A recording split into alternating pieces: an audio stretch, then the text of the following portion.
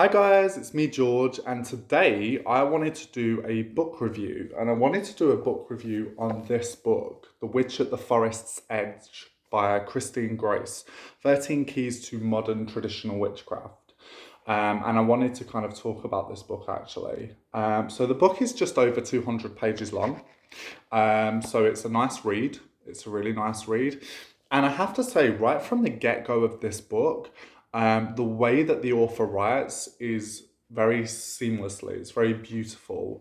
It's really nicely done, but it's very down to earth. It's very approachable, and that's actually what I really enjoyed about this author is the fact that she writes in a very down to earth manner, and I think that sometimes that can be needed quite a lot within a lot of modern traditional witchcraft books. Now, that's not to slate down books that are more evocative and poetic because I love them, absolutely love them, but I really, really enjoy relatable and down to earth writing at the same time. And I think that it's quite practical and it's quite hands-on, and I think that a lot of folk witchcraft is like that. Again, that's not to slate down authors that are more poetic and evocative, because I absolutely love that as well, and I find that very inspirational. So two flip ends of the spectrum, but both ultimately very appreciated. Now, right from the get-go of this book, the author, the Christine Grace, the way in the introduction, she actually says, listen, if you don't agree in everything I say, that's okay, because everyone has their own different personal praxis and personal path. And she actively encourages the reader to disagree with her on things sometimes, to find their own paths and to find their own beliefs. And I love that. I really, really enjoyed that, because I have read some books that have basically said, you do it like this, and if you don't do it like this, and if you do it like this and nothing happens, then you're not worthy of this. And that's not my bag. But I enjoyed this because I think that the way Christine Grace has made this book and created this book is that it's approachable to everybody, but it's personal for everybody. And I love that. It's kind of dualistic in that way, which I really thoroughly enjoyed. There's a lot of things in this book that really make you think about your praxis and your craft. So before I go more into that, the book is aimed at mainly advanced practitioners or practitioners that have been practicing for a while that wish to further their craft. However, it is also relatable, and it is also aimed also at beginners. Anyone can really read this book, which is what I enjoyed again about the book. But what was I going to say? Yes, so the book itself actively makes you think about your praxis. It actively makes you think about your own personal practices, and it makes you think about that in ways that you wouldn't normally think about it. And of course, there is going deeper, and I think every practitioner is for, what am I, before we do something, especially me, I'm like, what am I actually doing here? What does this actively mean? But I think that the way in which she's crafted this book, it allows a practitioner to go even more deeper in terms of thinking. So for instance, I'll give you one little gem from the book, which I really, really enjoyed, which spoke to me on a really beautiful and deep level, that she said that actually, when you say that you're a solitary practitioner, that's not necessarily the truth, because the moment you call up the spirits that you work with, the moment you call up the gods or goddesses in which you may work with, that's your coven. And like a coven, each spirit or god has their particular role that they fulfill within your group. So you are calling up your own personal coven. And it's things like that that she says that make me go, ooh, and it was last Friday. So I had to put this book down because I couldn't stop reading this book, and I had things to do, and I kept reading it. And I was like, oh, George, come on, you've got things to do. You need to ring up bill companies and stuff like that. Like, this is things that you have to do, that everyone has to do, mundane stuff. But I kept coming back to this book, and I was like, no, stop it. So it was last Friday, not this Friday gone, the Friday before. I had some free time and my partner was doing some artwork. So we were sat next to each other and he was doing some artwork. I put on some lo-fi music, some sort of low chilled beats kind of music.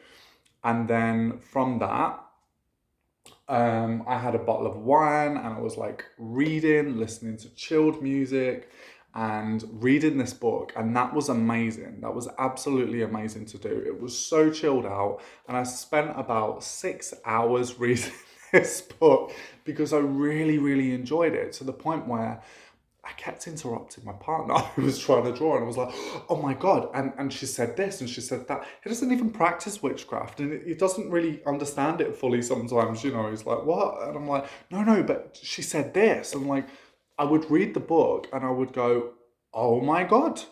Oh my God. And it had things in it that made you think that. Now, don't get me wrong, there was some things in here that I do know and that I have read, but there was also some big gems in here. And I definitely think that it's going to impact my practice. I think that in terms of aiming to push someone further within their practice, absolutely. I can see why this book would do that. The book also touches on fetch flight, as in spirit journeying, and it also touches on ritual possession, which is something that is prevalent within their tradition. And that is really, really interesting because I've never actively heard about that before within traditional witchcraft covens or covens or groups, working groups. And yeah, that was pretty cool. That was pretty interesting to read about. Um, at the end of every chapter, the book has questions, and it has questions that it asks you, you know, just very particular questions, but very in-depth questions. And the author actively encourages you um, to kind of delve more into that. And I really, really enjoyed it. Really enjoyed this book. This book is a book that makes you think. It makes you think a lot into your practice, and in doing so, in thinking, you gain gnosis from this book. You do gain more knowledge from this book. This book isn't a book of, you know, this comes from this and this is that and that is that and this is this. It's not necessarily that. It's more of a book that makes you think about what you're doing. You know, it does, I believe, yeah, it does describe some origins, but actually it's more about where are you within your personal practice and how can you move forward and develop forward as a person. I'll read the blurb for you. An invitation to animists, ancestor worshippers, magic seekers, and the wild at heart. This book is an in-depth course of study into modern traditional witchcraft. Structured as 13 chapters or lessons, it calls the reader down a path of deeply local personal enchantment rooted in a modern manifestation of old magic. Topics covered include creating ritual, magical ethics, divination, hedge riding, and cultivating spirit senses. Written from an animistic perspective and without pushing any specific deities, this book offers a framework for furthering each witch's personal practice and theology. Christine Grace addresses readers in a practical, caring way of an experienced teacher. And she really does. She really does that. And you can tell that she really does care about the reader, about the reader's practice, about the reader's path. And that's what I enjoyed a lot about this book. Some books I've read and I've kind of got impressions that the author doesn't really care that much. But with this, I really got an impression that actually the author really cares about your practice, really cares about developing and furthering your practice. The Spirit Senses chapter was actually one of my favourite chapters. I really, really enjoyed that.